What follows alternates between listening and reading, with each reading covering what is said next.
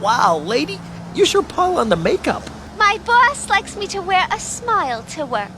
What started as a one-off character turned into one of DC's most complex, bold, unpredictable, and surprising successes. A former psychiatrist who became obsessed with the Joker and was manipulated into a life of crime, she was transformed into his partner, Harley Quinn. Harley Quinn, pleased to meet ya. She wasn't born on the pages of comic books, she was forged in the heart of television and became an icon. So, let's dive into the evolution of everyone's favorite clown princess of crime across television, from the iconic Batman series to starring in her very own show of the same name. In 1992, Batman the Animated Series changed everything by giving us Harley Quinn. She wasn't meant to be a big deal. Bruce Timm and Paul Dini introduced her as little more than comedic muscle for the Joker, a sidekick designed to complement his theatrics and schemes. You're really sick, you know that, boss? But Harley's charm, wit, and complexity almost immediately stole the spotlight. Freeze, copper! I got you covered, see? What really made her stand out, though, was the backstory they revealed later before she donned the jester costume. As Dr. Harleen Quinzel, she was an eager psychiatrist at Arkham Asylum, drawn into the Joker's web of manipulation after falling for his lies during therapy sessions. His false stories of a broken childhood and magnetic charm pulled her into his orbit, transforming her into a partner who would do anything for him. Knock, knock, Puddin'. Say hello to your new, improved Harley Quinn. The series showcased his toxic devotion alongside Harley's eccentric humor, often balancing her as both an emotional anchor and emotional wreck. While her relationship with the Joker was central to her character, the show didn't shy away from showing the toxicity of it. I said put them back! Sure, boss, I can do that. In fact, when have you ever contributed a worthwhile idea to this gang? In one episode, after being kicked out by Joker, Harley teams up with Poison Ivy and finds a partner who values her for her own wit and skills. Ivy pushed her to be more independent, supporting Harley in a way Joker never did. Their friendship and later partnership became a defining part of her story. Together, they schemed, laughed, and often succeeded as Gotham's most chaotic duo. But even with her new friendships and wild adventures, her loyalty to the Joker was hard to erase, as she always forgave him. Over time, cracks in the relationship became clear. Episodes like Mad Love gave us an uncomfortable but honest look into their dynamic, from the Joker's manipulations to Harley's unwavering devotion, even in the face of abuse. It's equal parts chilling and heartbreaking as Harley tries, and disastrously fails, to impress him. You always take shots from folks who just don't get the joke! Harley's story wasn't confined to Gotham either. She traveled to Metropolis in Superman the Animated Series, alongside Joker, to tangle with Lex Luthor and Superman, proving her villainy could go toe-to-toe with the big leagues. By the time Justice League came along, she'd even been replaced by the Joker's new sidekick, companion, and trump card, Ace.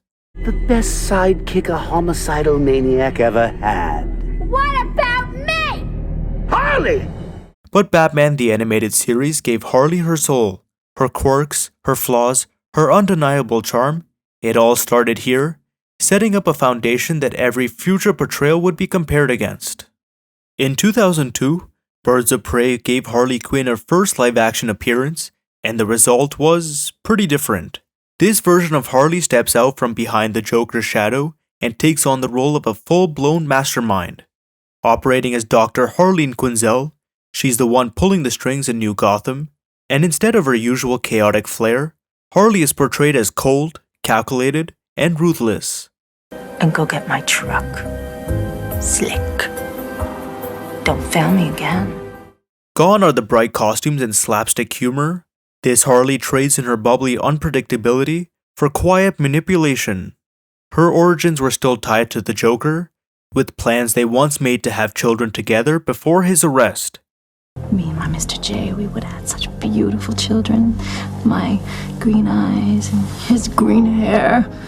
With Joker out of the picture after being arrested, Harley blames the city for tearing them apart and lashes out, orchestrating schemes to take over New Gotham. Now, he's locked up.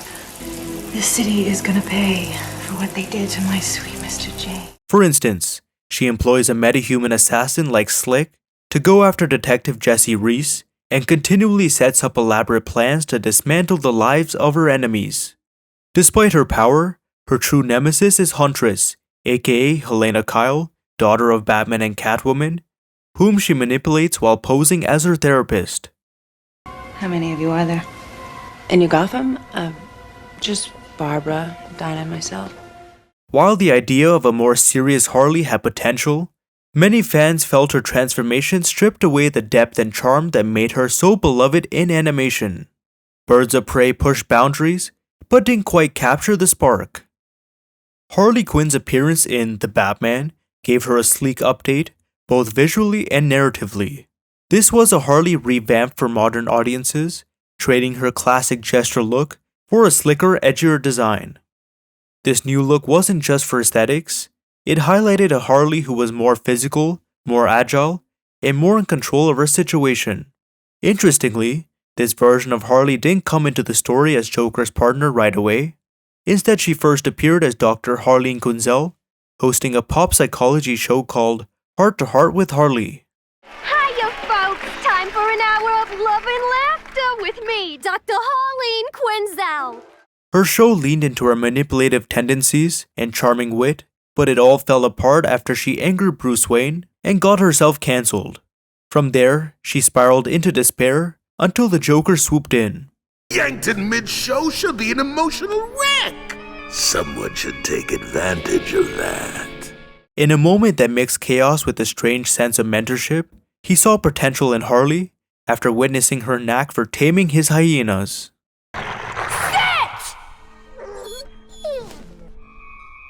You're good. Instead of teasing or dismissing her, Joker took the opportunity to nudge her toward villainy.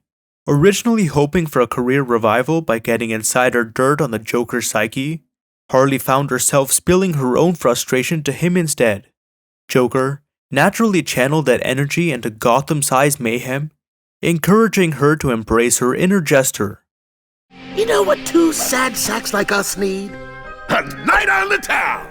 Before long, Harley joined his crime spree and embraced the chaos, debuting her now updated jester persona and donning white makeup and an updated costume. Together with Joker, she unleashed mayhem on Gotham, showing comedic flair but also a newly sharpened edge. Over multiple episodes, she partnered with the Joker in elaborate schemes, sometimes attempting heists and other times teaming up with Gotham's rogues gallery.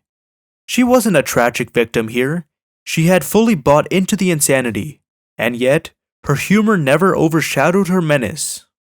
Batman the Brave and the Bold presented Harley Quinn in a way unlike anything before. It was a brighter, sillier, and completely focused on having fun. The series leaned into its lighter tone, leaving behind the layers of psychological pain and complexity that other versions had explored. In one unforgettable episode, Harley joins the Joker during a robbery at the Museum of Comedy. The crooks all embrace the black and white aesthetic of the 1920s, with Harley styled as a flapper. But things take a bizarre turn when Batman accidentally gives the Joker his godlike powers. My very own hammer for injustice! Instead of directly harming him, the Joker uses his new abilities to conjure Batmite's own nemesis and transform him into a knockoff version of Harley's jester persona. While Joker is distracted by tormenting Batman in ridiculously elaborate ways, Harley finds herself pushed aside. Feeling neglected and sidelined, she bonds with Batmite in an unlikely connection. Whenever Batman's around, that's all Mr. Joker cares about. It's like no one else exists. Oh, I know how you feel. As Harley's wit plays off of Batmite's overly enthusiastic admiration. That is, until Joker finds her thinking annoying. Sorry to interrupt my little huggle-buggy, but I was just thinking. Your first mistake. And literally takes Harley's voice, forcing her to communicate in a silent film-like screen text. The two team up to stop Joker Mite and some of his henchmen, while Batman deals with his foe but typical, her loyalty ultimately snaps back to him. You wanna maybe hang out or something? Sorry, kid, but I'm a one-guy type of gal. Isn't that right, Huggle-Buggy? If you thought you've seen every side of Harley Quinn, Justice League Gods and Monsters Chronicles proved there was still room to shock. In this dark, alternate universe, Harley is stripped of her charm, humor, and chaotic energy, leaving only a cold, calculated monster behind. Gone are the colorful costumes and playful banter. This Harley mutilates her victims, turning their bodies into gruesome toys and decorations. Her appearance matches the horror, pale, blood-streaked, with an unsettling grin smeared across her face. Batman finds a kidnapped survivor and battles Harley across her gory lair. You let my plaything get away, Batman! That wasn't nice! But this isn't your usual Cape Crusader, it's a vampire Batman. Just because you're such a gloomy Gus doesn't mean we all have to be that way. After defeating her in a brutal fight, he doesn't arrest her. Instead, he bites her neck, ending her reign of terror for good. It's shocking, grim, and unforgettable. While brief, it proved Harley could thrive in darker genres. Justice League Action brought Harley Quinn back to her animated roots, delivering a version that felt familiar yet fresh. The show's fast-paced, 11-minute episodes didn't just feature her, they thrived on her unpredictable energy. Get ready to tremble at the magical might of the new improved Harley Quinn! Harley's design confidently nodded to her Batman the Animated Series origins, keeping the Harley Quinn-inspired look intact, but adding a modern touch to suit the show's sharp and dynamic animation style. What made this portrayal stand out was how Harley's adventures showed off her versatility. In one episode, she teamed up with Poison Ivy to keep Swamp Thing under her control, blending humor with genuine menace. Make sure he comes back here. We have a wedding to plan. I'm on it, Red! Later, she helped the Justice League stop Gorilla Grodd's weapon, Titano, as a wayward nod to her past softer side. Titano? It's me! Harleen! Remember our special song? Though she landed back in cuffs for stealing diamonds. Still, her mischievous streak stayed front and center. Escaping from the Watchtower with Poison Ivy in the Justice League's jet while Batman chased them, captured Harley's knack for chaos and partnership all at once. Looks like we have a bat in our hair. So let's give him the brush! The show also proved Harley doesn't even need the Joker to shine. Her dynamic with other DC characters, whether fighting Zatanna or befriending Ivy, spotlighted her adaptability. This series distilled Harley's essence, showing audiences that no matter the format, she thrives in any scenario where charisma and chaos collide. Gotham took its time introducing Harley Quinn to the live-action mix, waiting until its fourth and final season to give us a different version of the character. Here, she wasn't even Harley Quinn. In name, that title was swapped for Echo. Echo 496? Welcome, Miss Echo. He'll see you now. A devoted follower of Jeremiah Valeska, Gotham's future stand-in for the Joker. Gone was the quirky backstory of a psychiatrist turned criminal. Echo was reimagined as a cold, yet loyal, character who displayed danger in equal measure. Her aesthetic leaned into Gotham's grounded tone. She sported subtle nods to Harley's iconic look, like clown-style face paint, but the overall vibe was stripped of cartoonish flair. Her relationship with Jeremiah defined her character. But I'm not leaving Echo. The loonies will use her against us. She's devoted her life to me. Echo wasn't brainwashed or manipulated into following him. She clung to him with an obsessive devotion as his assistant. Echo's downward spiral really took hold after Jeremiah's transformation. His crazy twin brother, Jerome, exposed him to a gas that fully unleashed his villainous side. Echo then acted as his most trusted accomplice in his elaborate schemes to destroy and rebuild Gotham. We just wanted to destroy things. Me. I'm a builder. I'm gonna create a new Gotham in my image. From orchestrating violent uprisings to setting deadly traps, she became the glue holding his operations together. If I see her, I'll give you a shout. Hope. And kill her. While other Harleys leaned into humor to balance their chaos, Echo's devotion was operating with laser-like focus to enact Jeremiah's twisted vision for the city. We believers know his methods will be our salvation. After a decade, they return to ambush Barbara Keene, but in a swift moment, everything changes. Barbara stabs Echo, leaving her mortally wounded. Jeremiah claims she's unique, but kills her, arguing that there are more like her. But I suppose there are other fish in the sea. Of course, he's subtly hinting that there will exist a Harley Quinn, another devoted follower. What happens when you finally give Harley Quinn the spotlight, the freedom to be her chaotic self, and an entire show built around her? You get her own animated series, where 5 seasons have captured the wildest, deepest, and most unfiltered version of Harley to date. Everyone in my show is gonna have fun, or I will bash their f***ing heads in! There's no fun in Arkham, Quinn. Breaking away from the Joker in the very first episode, this show wastes no time redefining her as a character. It's not just about the jokes and violence, although there's plenty of that. This series dives into her emotional core, exploring what makes Harley Quinn more than just Gotham's Queen of Chaos. Season 1 sets the tone with her most important step. You lied to me! But this is the last time. I am here to break up with you. Oh shit! Proving she doesn't need the Joker, and discarding everything that reminds her of him. Sure, it's messy.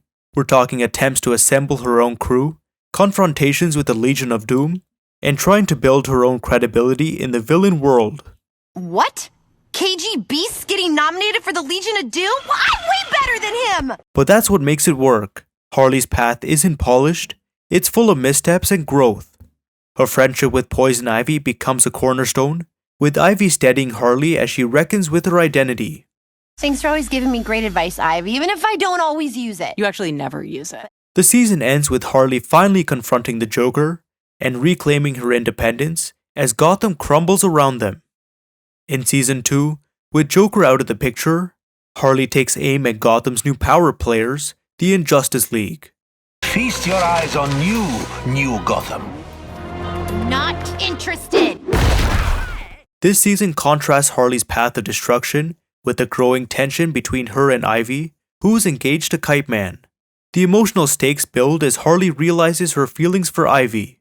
Her dynamic with Ivy become the emotional heartbeat of the series, as their relationship was layered with romantic tension, humor, and even moments of heartbreak. Don't trust you with my heart. So I'm marrying Kite Man. Of course, this being Harley, their love story unfolds amid explosions, betrayals, and the kind of chaos that only Gotham can provide. By the finale, they reject convention and run off together, leaving a wake of destruction and Kite Man behind.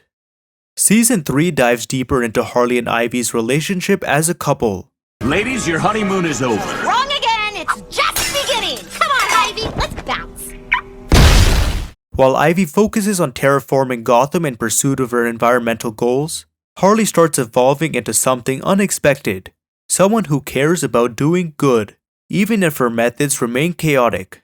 Their conflicting paths create tension, but Harley begins to show heroic tendencies that hint at an internal shift. You've evolved. You want to help people. You're not a villain anymore. This culminates with her surprise decision to join the Bat Family, while Ivy ascends to lead the Legion of Doom, setting up their new, opposite, yet supportive relationship. By Season 4, the show shakes things up as Harley tries to navigate her new role as a hero among Gotham's do-gooders, while Ivy leads the Legion of Doom. Their growing distance complicates their relationship, but the love they share remains a constant thread. Finally, Season 5 sends them to new terrain, Metropolis, where they look for a fresh start together. I like me here. I like us here. Maybe Metropolis is just what we need. A fresh start. There's plenty of interactions with Superman, Lex, his sister Lena, and Brainiac, but the season ends with Harley having everything she's wanted in life. Now it's unclear whether the show will return for a 6th season, as there's no official confirmation. Although there has been speculation that they are working on it behind the scenes, the end of Season 5 could also serve as the series finale. Suicide Squad Isekai takes Harley Quinn to completely uncharted territory, an anime series exploring a world full of magic and monsters. It opens with Harley in Gotham, on a chaotic spree with the Joker, until Katana arrives and takes her down. Fast forward 6 months, and Amanda Waller assembles the Suicide Squad for a whole new mission. Time to go. You're going to be doing a job for me. Who are you? You're talking to me like you're my mom. A portal drops them into a war-torn fantasy realm where survival isn't even close to guaranteed. Their arrival gets off to a rocky start, crashing into Queen Eldora's domain and instantly raising tensions. Harley's mouth and chaos-loving personality catches Princess Fion's eye. For starters, I'm hungry and want something yummy, something super tasty. Plus, we promise Nana some grub. Steering the squad away from execution and into servitude under the Queen's orders. Their task? Fight her war with the Empire's forces while dealing with the constant threat of their explosive implants. Harley naturally throws herself into the situation with unpredictable energy, turning every mission into a chaotic mess. Despite racking up wins on the battlefield, What's with the lousy mood? Where's the food? the squad gets a cold reward. Queen Eldora exiles them and orders King Shark's execution. Fionn, torn but silent, watches it unfold, too afraid to challenge her mother. She tries to apologize afterward, but Harley's had it. Tired of the princess's empty words and spineless loyalty, You guys practically begged us for help! God, I hate you! All you do is talk, talk, talk! Harley walks off without a second thought. After reporting the squad's situation to Waller, Harley lashes out after witnessing her activate Clayface's collar, killing him. This sparks a rebellion until she discovers that Clayface survived. Just blowing up a body part or two isn't enough to kill me, my friends. My heart, my brain, I can position them wherever I like. Meanwhile, Fionn discovers the truth. Eldora isn't just ruthless. In disguise, she was a Demon King, the real mastermind behind the war. With the kingdom in chaos, Fionn flips the script. She takes on Harley's wild style and fearless attitude, sparking a full-blown revolution. And just like that, Harley becomes her reluctant, unfiltered mentor. Batman Cape Crusader introduces us to a Harley Quinn reimagined in a brooding, noir-inspired Gotham. Dr. Harleen Quinzel begins not as the vivid gesture we know, but as a respected psychiatrist, working with the city's elites, including Bruce Wayne himself. Here, she's warm, empathetic, and grounded, at least on the surface. Keep your chin up, Barbie. Gotham needs you. Her sessions with Bruce hint at depth, addressing his struggles with anger during court-mandated therapy. But it's her growing bond with Detective Renee Montoya that sets up a more personal dynamic, with the romantic spark slowly emerging between the two. I think we should have dinner. How's tomorrow night? I can make that work. Good. Then it's a date. As a series of Gotham's wealthy philanthropists begin vanishing under mysterious circumstances, Barbara Gordon grows suspicious of her friend Dr. Quinzel. He's a new client, needs a psychoval, but he seemed to recognize your name. Well, I don't know why that would be. I don't know him personally. Her hunch proves chillingly accurate. Quinzel isn't just counseling Gotham's elite, she's hypnotizing them, funneling their fortunes to help the unfortunate. Who would be able to convince some of Gotham's greediest men to give away all their worldly possessions? Maybe their psychiatrist. The twist? Those who resist find themselves trapped in Harley's playpen, a twisted therapy dungeon tailored to exploit their deepest fears. Ditching her personal facade, she adopts a green and yellow latex jester suit, accentuated with a sleek mask and cold, white eyes. The tables have turned, Mr. Collins. The kings don't run this court anymore. The jester does. The story builds to a harrowing showdown in a booby-trapped mansion, where Batman confronts her. In a decisive moment, Harley triggers an explosion, but returns to save Barbara when she tries to save Batman. Though presumed dead after a dramatic fall, a cryptic phone call to Montoya teases her inevitable return. I've got to leave town for a while. I'll look you up when I'm back. Keep an eye on Barbie for me. Harleen. Bye. With the Joker also ready to make a grand appearance in Gotham. Harley Quinn's evolution on television is nothing short of impressive. Starting as a jester in Batman the Animated Series, she transformed into a complex anti-heroine and even a protagonist in her own right. Her journey reflects an incredible range, proving she can thrive in any genre or format. So which version of Harley Quinn was your favorite? Drop it in the comments below. If you enjoyed this breakdown, hit that like button, subscribe, and ring the bell so you don't miss what's coming next. Thanks again to my patrons, and I'll catch you in the next one.